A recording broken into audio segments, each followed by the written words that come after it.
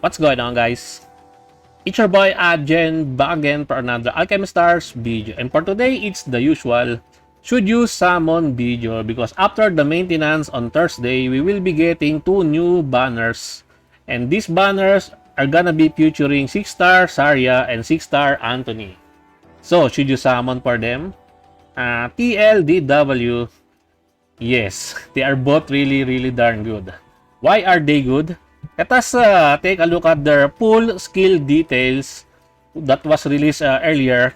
So we have here Antony, 6-star Forest, and then he is a converter.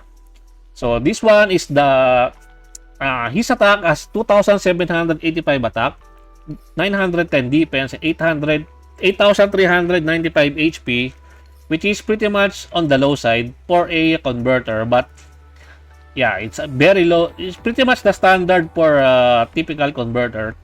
His active skill, Urgent Care. It has 3 rounds cooldown, and this one also has some preemptive strike. This one is probably the same like Nobio's skill cooldown with preemptive strike. So, his active skill, select any one tile, then select another one tile within 3 surrounding clusters to determine a rectangular area. The 2 selected tiles are converted into green enhanced tiles, and if the team is within the determined area, restores HP equal to 250% of Antony's attack. Now, this one is really good. Select tile convert is really OP in Alchemy Stars.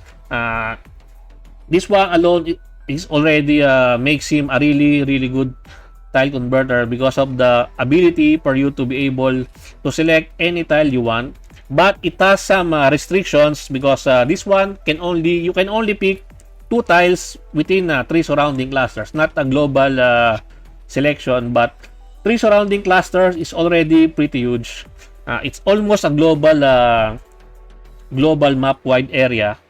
Yeah, this one is really good. And also, not only you will be converting the said tiles to enhanced green tiles, you will also be able to heal your team if you are in the determined area, within the area. And the forest lineup are pretty much stuck with enhanced style converters like Shobon, Hero, and then if you have Goldie or Minos, then yeah, the forest is already looking pretty darn busted. They are already pretty much busted, but with the addition of Antony, you have a really nice role compression character in your lineup, because you will not be afraid of your HP going down, because Antony plus Shubon is already pretty OP. Since Shubon will grant you some shields, some form of mitigation, and then Antony here, not only she can tile convert, she can also heal your team. Pretty darn good, pretty darn insane synergy in the forest lineup. If only if I'm gonna be choosing between Antony and Zarya, meta-wise, I think Antony is way better compared to Zarya. But we will be talking about Zarya first. I'm gonna be summoning for Zarya because for waifu purposes. Yes, because waifu is always better than meta, but it's always better if the waifu is also a meta character, right? So for husbando lovers, this is a huge dub for you because Antony is really darn good. His chain combo, energy stream, deals 130 damage to 1 column. These are column damage. Column damage are something like the one from Gronru or maybe Nikinis. I believe I'm not row or column, something like that. Equipment skill, knowledge is power. For each green tile the team traverses by a tile connection, or each tile traversed by other means, they restore HP equal to 5% of Antony's attack. The lower the team's health, the greater the recovery effect, up to 100%. This one is already pretty OP.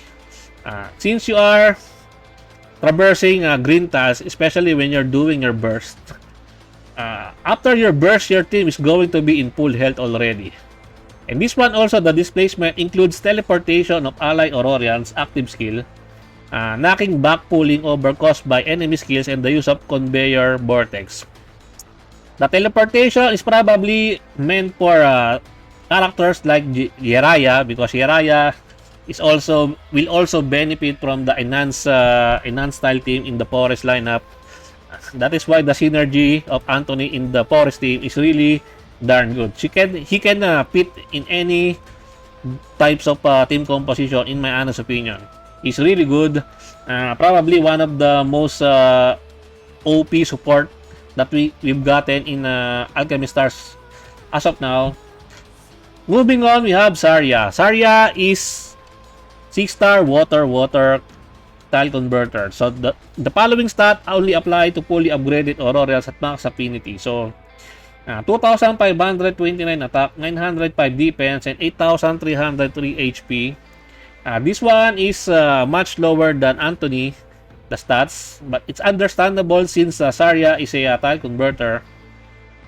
But look at the cooldown of per tile converter. Only 1 round's cooldown with preemptive strike. I don't know if she needs a dupe for preemptive strike, but I'm hoping that you don't need a dupe for her to have preemptive strike. Same like, what do you call this, Azure or Betel that has 1 round cooldown. They all have innate preemptive strike. I'm hoping that Zarya belongs to those groups, but if that was the case, then Zarya is also really good. They are probably tied with Antony, but it's really hard to pick between the two in terms of meta-wise. I think you should be picking the one that you need the most. But if you have the resources to summon for both, then go ahead. Both of them are really darn good. So, converts the nearest 3 yellow tiles to blue. After casting cooldown increases by 1. So, she can convert 3 tiles into blue, which is okay because it's less than the preemptive tile converters like Zariel or Kleken. But the cooldown makes up for it because this one only has 1 round cooldown. This one is really perfect for a Betel team composition because Betel really loves those characters that has really low cooldown in their active skill. So I can already see the synergy with Betel with Zarya on the team. Equipment skill, normal attacks can be launched diagonally. Normal attacks against enemies along a cross shape became 2 combo attacks that deal 50% of base damage per hit. After every 7 normal attacks, Zarya restores HP equal to 30% of per attack for her team. When entering Aurora time, she instantly restores HP equal to 100% of per attack for her team. Now, a tile converter with a healer role, is a really good role compression. You cannot ask for more. Just like Antony, Zarya is also a tile converter that can heal your team. So you really don't need to put some dedicated healers like Pilishai in your team, or maybe Sina. I think Sina is water, right? I'm not sure because I don't have Sina, and I already forgot Sina because he is a AS Bando. So yeah, but Zarya looks pretty darn good. Her kit is also pretty darn good also. I'm gonna be summoning for Zarya for waifu purposes. And then we have the welfare character number 33. I think out of these 3, number 33 is the most interesting one. Why? It's because of her active skill. This one has no cooldowns but can only be used on certain circumstances. This one can only be used upon entering the battle, the second wave, or the 7th round, something like that. So her special area control selects 1 tile, temporarily disables its element, and spawns a square domain spanning 25 tiles centered on the selected tile. For the next 15 seconds, you can continuously tap to swap the elements of adjacent tiles. Any remaining empty tiles will be converted to yellow when the countdown ends. Grants 1 casting opportunity upon entering battle, the second wave, and the 7th round. So this one looks pretty OP because you are gonna be arranging 25 tiles. You can arrange those tiles however you want, but there is a time limit for that one. It's going to be skill issue probably, since this one has has a timer, and also probably with regards to your device and also your internet connection. So yeah, this one is really interesting. I'm really interested with number 33's skill kit, and thankfully he is a free character, a welfare character that everyone should have. So yeah, out of them, all of them are really darn good. All of them are tile converters. This is a rare in Alchemy Stars where all of the upcoming characters are all tile converters, and all of them are really darn good. So yeah, I believe should you summon for this one? Yes. There's no question, yes. You can't have enough tile converters in this game anyway, since there are a lot of game modes that requires you to use multiple tile converters such as Pandora Box, Pandora Stages, or Into the Abyss.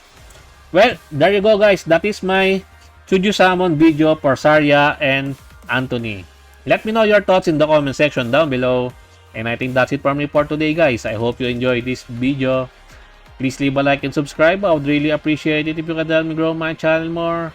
And thank you to everyone who are supporting my channel. I appreciate every one of you. Until next time, peace.